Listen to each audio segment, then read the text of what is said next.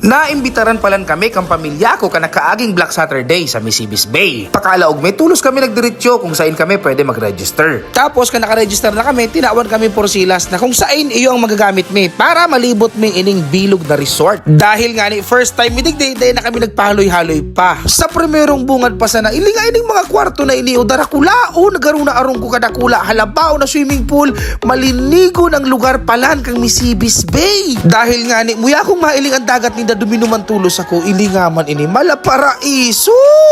Isus magayunon man talaga. Dakol din sindang iba't ibang water activities. Nataymingan mi rin na niya on digdi si Kiray Celes at ang sa iyang boyfriend na ito palan ma-propose digdi sa Misibis Bay. Kaiba rin ninda si Christian Antolin na syempre idol mo yan ni Mrs. Nice to meet you. Salamat sa pagbisita sa Bicol. Thank you po. Thank you. Alright.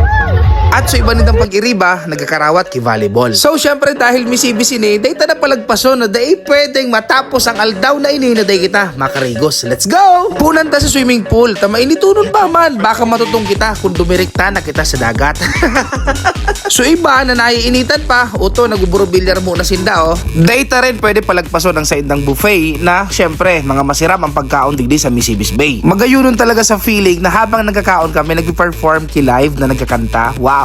Syempre, day mawawara ang samuyang specialty na Bicol Express. Grabe, masiramo din eh. Tinutungan na kalyos, ulaman loob kang baka, sarap pa na masiramo na pagkaon sa Bicol. At syempre, gulay na natong. Nagdiretso na rin kami sa Island Bar at hindi ko naaraman na kuluno na palan ki promo ang Misibis. Kung interesado ka, mag-book ka na, digde.